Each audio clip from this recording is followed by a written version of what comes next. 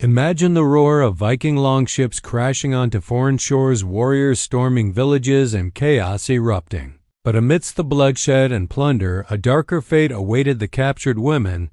They were not just spoils of war. They were currency, power, and symbols of status. Behind the legendary sagas and heroic conquests lies a brutal reality. Often ignored, what truly became of these women. Their untold stories reveal the haunting price of Viking dominance and the hidden shadows beneath their legendary glory. Enslavement and forced labor. Women captured by Viking raiders were frequently reduced to the lowest social class in Norse society, known as thralls or slaves. These women were taken from lands such as Ireland, England, and the Slavic regions, enduring a brutal transition from freedom to servitude.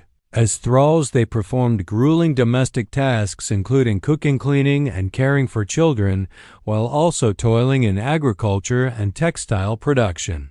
The Landnámabók, an ancient Icelandic text documenting the settlement of Iceland, mentions the presence of these enslaved women, highlighting their integral yet tragic role in Viking households. Some were even given as gifts or traded as commodities, emphasizing their lack of autonomy and the harsh reality of their existence.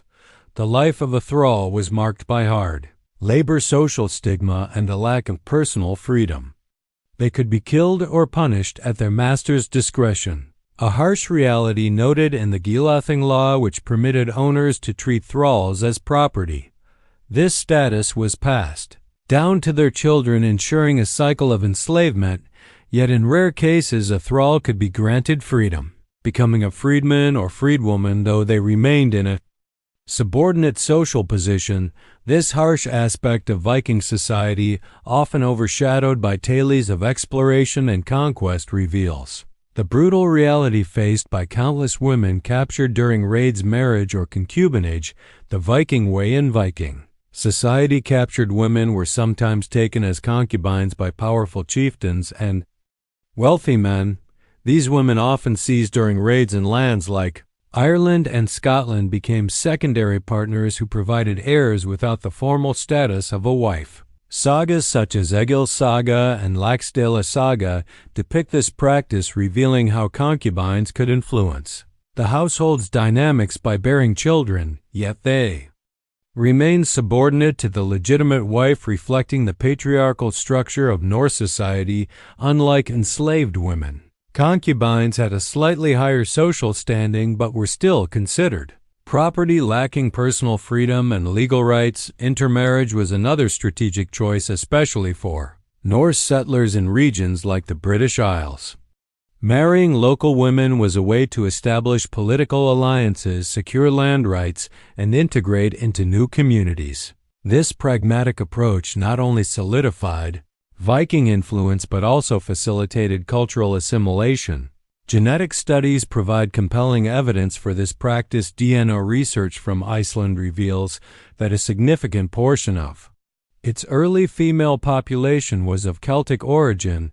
This supports historical accounts of Norse raids and the integration of captured women into society. Ransom and trade as commodities. Captured women were not only enslaved or taken as concubines, they were also seen as valuable commodities for ransom and trade during Viking raids, particularly in England and Francia. Noblewomen were often held captive to extract wealth from their families. This practice is vividly documented in the Anglo-Saxon Chronicle, which recounts instances where captured noblewomen were returned in exchange for silver, gold, or other precious goods. These ransoms served as a significant source of wealth for Viking chieftains and contributed to their growing influence. Unlike common captives, these women were not integrated into Norse society, but were used as strategic assets to negotiate power and wealth. However, not all women were fortunate enough to be ransomed. Many were sold in bustling slave markets across Europe and the Middle East. Historical records such as the Rus Primary Chronicle describe how Vikings, known as the Rus, transported captives along river routes to trade in eastern markets, including Constantinople and the Abbasid Caliphate. Ahmad ibn Fadlan's writings describe the slave markets along the Volga, River, where Scandinavian traders exchanged women for silver, silks, and spices.